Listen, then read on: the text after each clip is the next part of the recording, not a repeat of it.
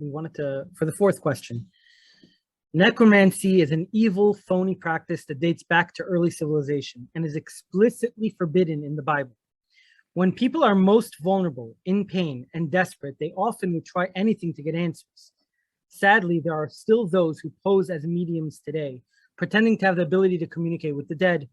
Over the last few years, TV personalities such as the Hollywood Medium, Sylvia Brown, and Teresa Caputo have gained popularity by utilizing cold, warm, and hot readings on their unsuspecting audiences. Can you explain some of these and other techniques and why someone in your field may hesitate to bring their tactics to light? Well, I'm not in that field, so I don't care. I'll be happy to tell you whatever I know, because we are awash with phonies, and especially right now with the condition of the world. There are a lot of questions in there. Can you, in other words, yes, what are the techniques? Cold and hot reading. I'll give you a really good example of what's going on right now, okay? Because this is something my girlfriend and we do stings, which means we do these operations where we set up these psychics and then we show the world how they did. Wait, before you get into that, because you mentioned that you don't like debunking. So how is that different? Is it because this has to do with mediums? It's a different category, and that's why you? Yeah, absolutely. I mean, a medium who tells a mother that her murdered child wants to talk to her, to me, that's blatant criminality of the worst kind. Absolutely. You know, I don't feel bad about revealing their secrets at all. They need to be revealed. And the problem is, people don't want to know the truth. They'd rather hear about how the crystal worked or this or that or the other thing. So we are in a mess. And so my job, as hard as it is, it's like a salmon swimming upstream, is to peel back the layers of deceit and show people what's really going on. So for example, excuse me a second. So for example, up until COVID, people like Teresa Caputo and John Edward and on and on and on, they would do these huge arena shows where there would be 300 to 400 people, and they would walk out on the stage and start saying things, some accurate, some not so accurate. But now, since COVID, those shows were banned. You cannot put that many people in a room like that. So what they did is they started doing Zoom readings, where they sell a place on the Zoom call for, you know, 30, 40 bucks. They fill the screen with people, and then they do hot reads. Because as you will notice, if I look at the lower left-hand corner of the screen, I can see your name right there. Mm-hmm. So if I'm doing a Zoom reading, I can have half of the screen showing your name. The other half, I can be going on your Facebook page. I can be going on your Instagram, getting all sorts of information on you. And then I say, oh yeah, I see the picture of a little dog. I'm so sorry about the loss of your dog. So it's actually gotten easier for phony psychics to do readings now that they can use Zoom, because before they would have to pick out people in the audience and use their credit card information and their name to do hot readings on them, and then know where those people are sitting, and then they say, this person in the red sweater, I see this, and then they'd be right. So it blows people away. How could they possibly know that? That's one of my favorite phrases in the world, is there's no way in the world the psychic could have known that. Right. Oh, there's a lot of ways you can know what's going on in a person's life. So now with Zoom, they just pick somebody whose name is they don't pick somebody named John Brown, because if they tried to Google that, it would take forever. They pick a name that's a little bit different, and they just, or they have another screen. Sometimes they have the 25 people here, and then over here on the other screen, they just go like this and look over at the screen and start telling that person all about themselves. And of course, they're not saying, hey, I'm looking at your Facebook page. Right. This is common knowledge now. Right. And the last thing we did a sting on, this is just, there's a psychic out there who we've been dogging for years now. His name is Thomas John. Thomas, if you're listening, fuck you, you fucking asshole. What he did is he set up a Zoom call. He set up a Zoom call for 5 to 12-year-old kids. Oy vey. Yeah, oy vey is right. So on the screen, and it costs $400 per kid to be on this Zoom call. Whoa. So he had like 9 kids. And of course, their parents are the ones that are feeding the information in. It's not the kid. He doesn't even know what a medium is. So here's these innocent kids being inculcated by their parents through this phony medium to see dead people. So what we did is we infiltrated with 2 kids of our own. Oh, wow. Who we gave phony information to him, to the psychic about, and then we waited for him to feed it back. And that showed that he went to the person's. We didn't use Facebook, we just used email. But he basically read off the things that were in the email that we had sent him. Wow, interesting. I know we talked about Peter Popoff briefly, but the same thing. Peter Popoff was getting, and I think also faith healers in many ways are doing the same. Maybe they're not dealing with dead people, but they're dealing with like sick family members and like, you know, bereavement and right. It's a terrible suggestion and all that. The most vulnerable people. And actually, so Peter Popoff, he had like something in his ear that he was receiving messages from his wife who was getting information. He had prayer cards of people who were coming in.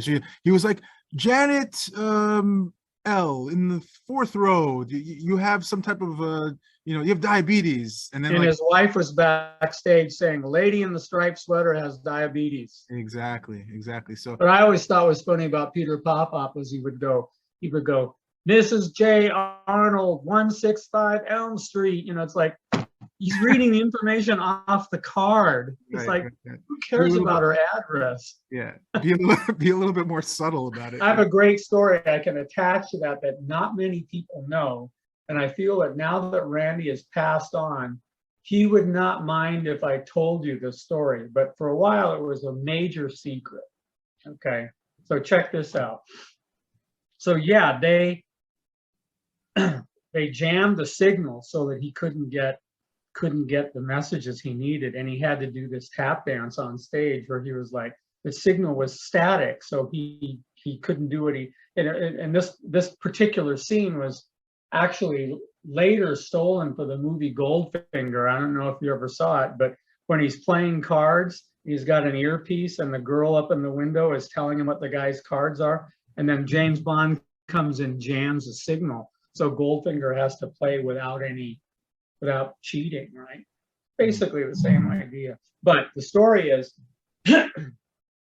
they not only jammed the signal, but they tape recorded all these messages that his wife was sending to him. And that's what Johnny played on the Tonight Show.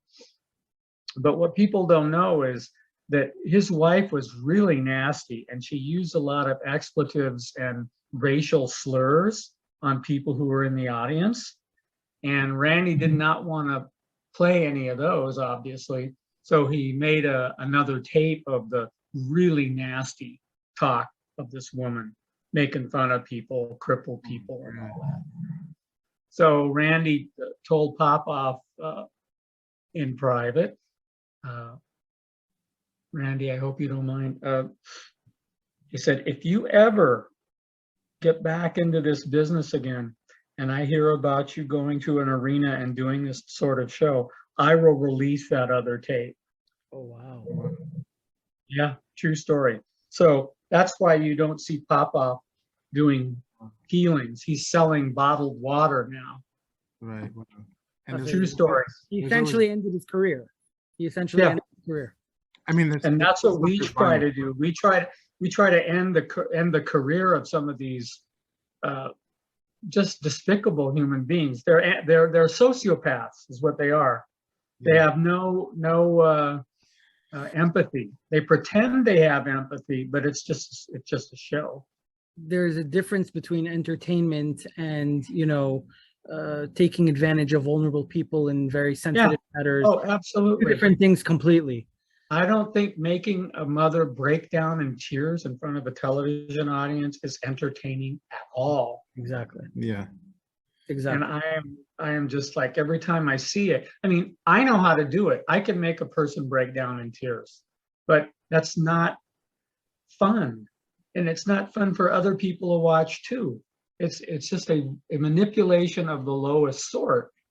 So people need to understand that it's not that difficult. We have so many paths now that we can get information from.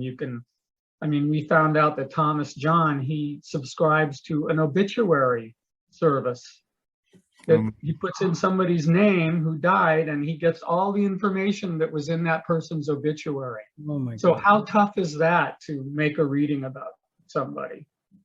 But we've also seen him screw up. You know, we've seen him, one thing is, like I said, you sell a ticket to a seat, and you know that that person is supposed to be sitting in that seat, so you do some research on them, and then you start telling them about themselves. It's pretty amazing. But in one case, we have a video where the person couldn't see the stage well, so they changed their seat.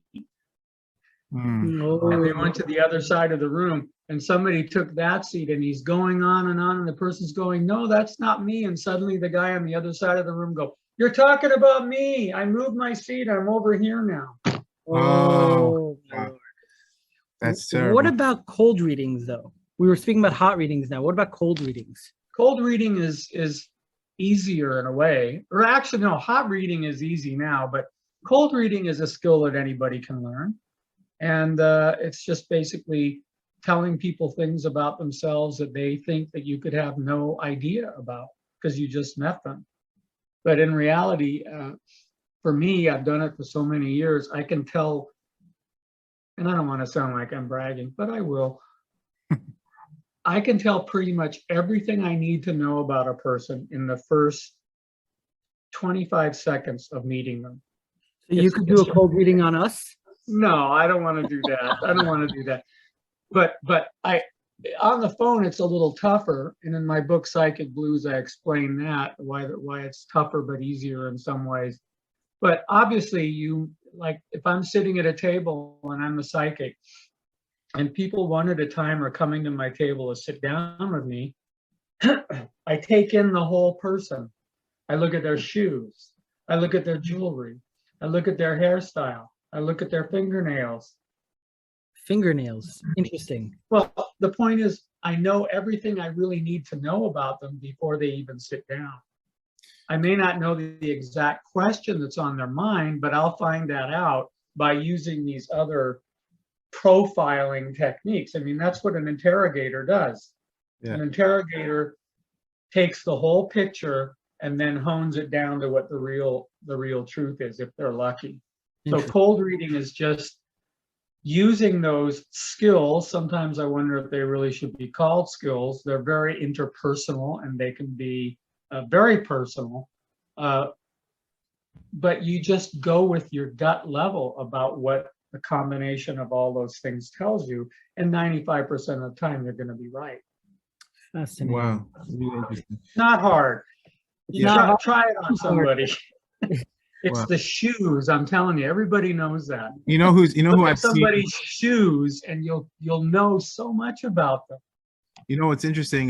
Darren Brown. I don't know if you're familiar with him. Oh yeah, I know Darren Brown. So Darren Brown actually like has this thing where he goes up to people on the street and he tells them like what kind of job they have or like how much money they have in their pocket, and it's all just like telling like this guy's hands are like dry and he must do this. He must be in this kind of field. He's able to figure these things out. And I think a lot of the times when you mentioned earlier, there are people who are like kind of like wise men that people go to. When you see thousands of people constantly and they come to you for advice, there's a pattern that builds that like we're all we have, especially if you're from the same community. But like it's very easy to figure out. Like it's like I tell people this: if you are in the old days, let's say, not so much now, you go to the circus and there's a sideshow. And here's this grizzled old woman, and she's sitting at a table, and she's got her babushka on and a brass earring, and you sit down, and suddenly she starts telling you things about yourself that there's no way in the world she could know that, you say to yourself.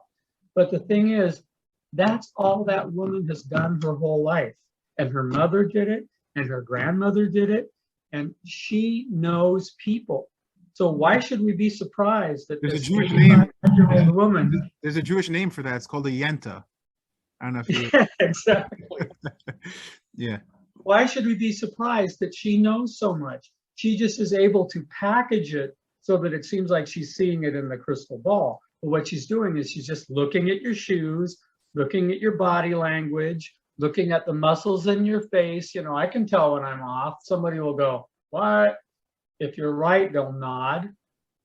And you just keep going. As soon as they go, then you go another direction. So it's a technique of course correcting that, if done well, the person will leave the table and they'll be very happy.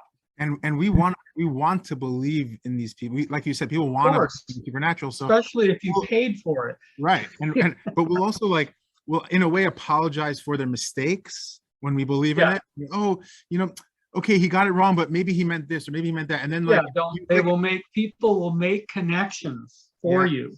Yeah. Because they want so much to believe. And if you have a decent personality like Geller, you want to go along with that person. You want to see them succeed. Otherwise, you walk away and say, well, he didn't tell me anything. That was a waste of my time.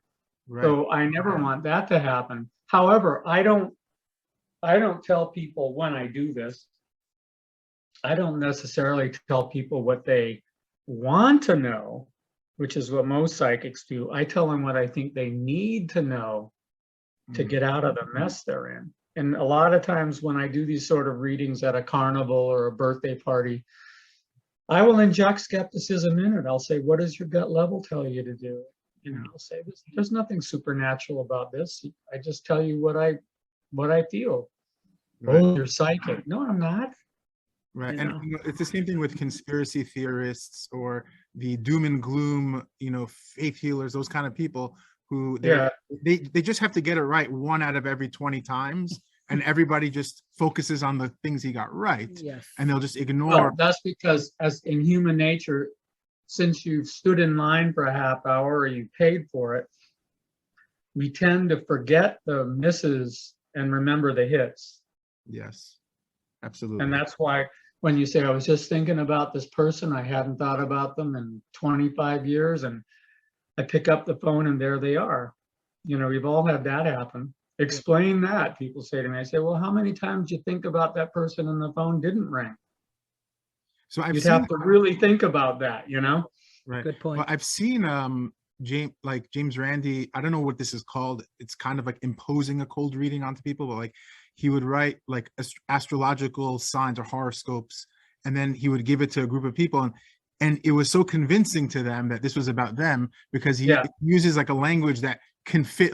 You're an outgoing person, but you have a private side. It's called a Barnum effect. The Barnum effect, exactly. Yes, that's a term. And that was invented by another dear friend of mine who's fortunately still alive, Ray Hyman, who basically started the modern skeptical movement with Randy and a couple other people.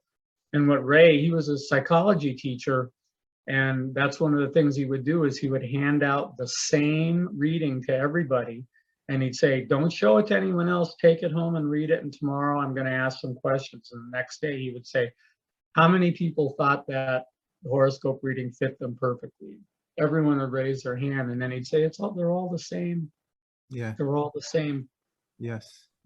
Fortune. And the best ones are the ones that know how to kind of be subtle enough where you can read things in 2 different ways, and it's complimentary of you, so you want to believe it. And John Edward once said, I can be wrong and still be right. Right, exactly. Which is true. Yes. That's his career, basically. Yeah. But James Randi's foundation, the prize, that's still going on, because there's a $1 million, for those who don't know, he was offering a $1 million prize to anybody who claims to have supernatural ability. They come and they get tested, and they give them a fair shot at it. And is that still going on? It's a mutually agreed upon set of protocols. That means the person making the claim and Randy's people both have to agree on what they're going to do and what the stated claim is. You can't just say, I'm a psychic. You have to have something that is demonstratable and hopefully repeatable. So Randy's $1 million is up in the air right now. It's way more than $1 million now because it's a bank account.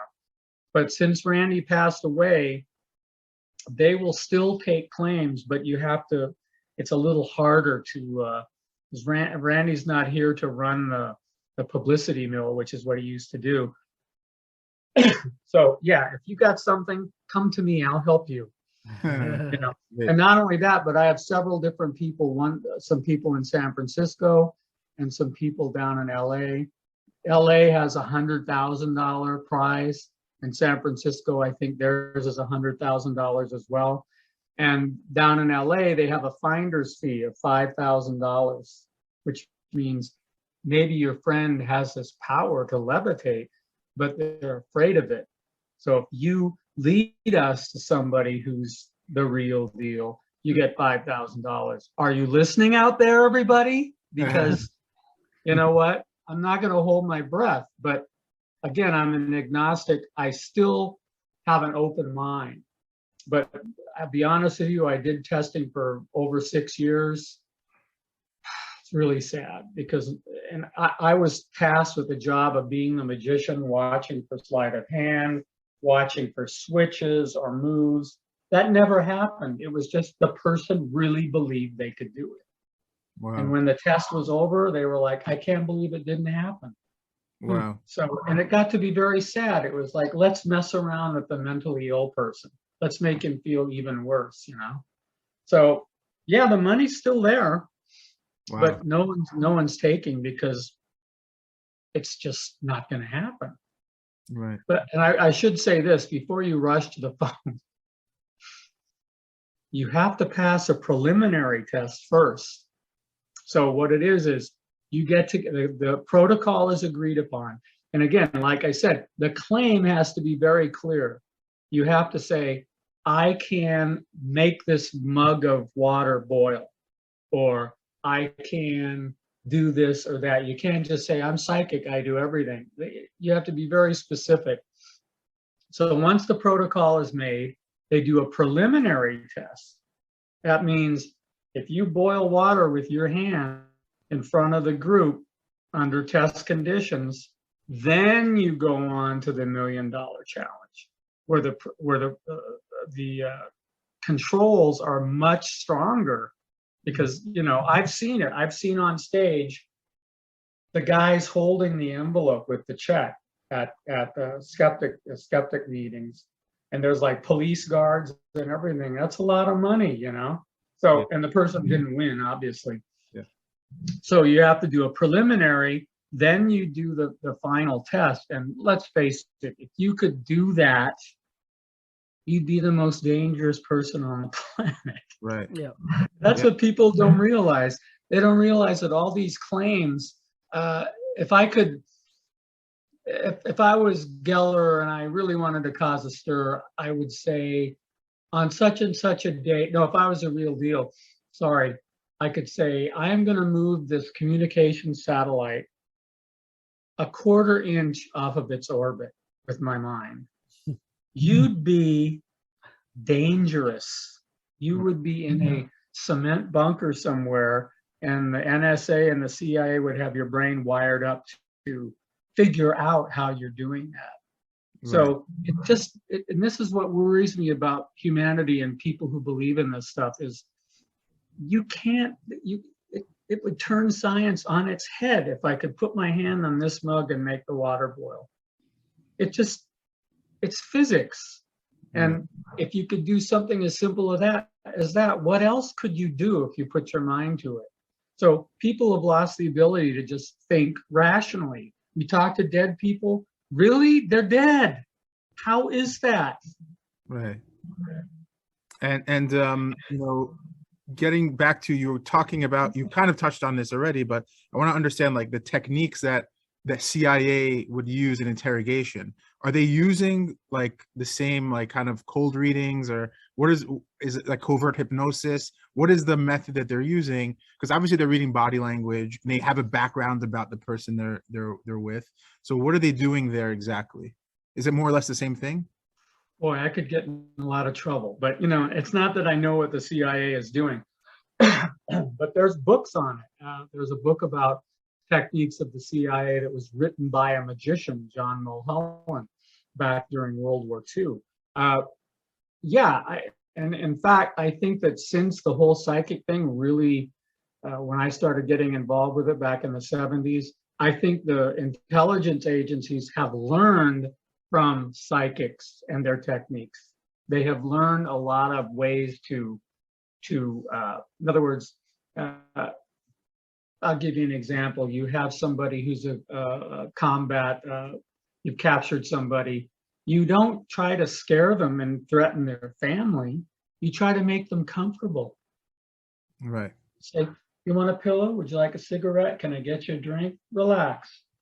They soften people up. That's exactly what psychics do. When you go into a psychic storefront, there's pillows and low lighting and here, just relax for a few minutes. I'll be right back. Sometimes they'll let you sit in there like a waiting room for a half an hour because they're letting your mind Race. soften up.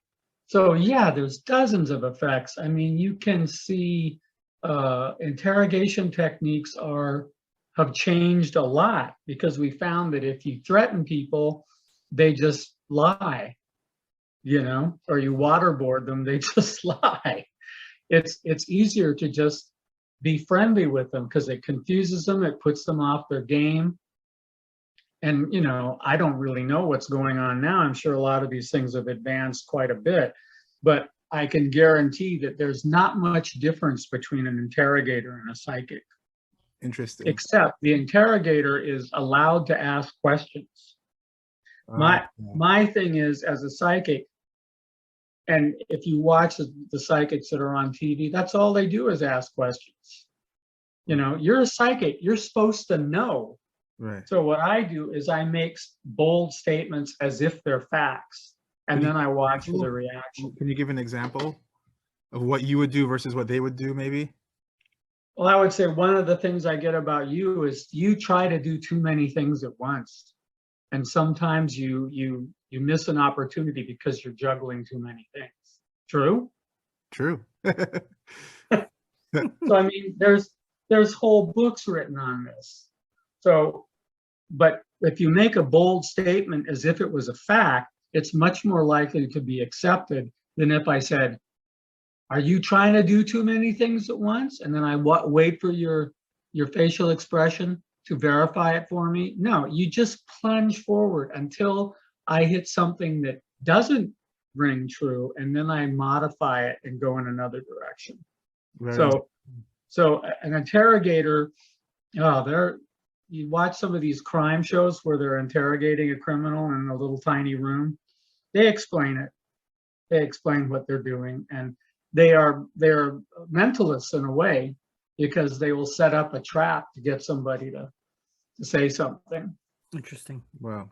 But you know, you putting all this information out there in a way is it's a double-edged sword, because now the psychics are probably going to get better because they understand what they have to kind of, you know, weave and bob and weave around, you know, like they know, they're more prepared, let's just say. I'm not going to make that much difference either way.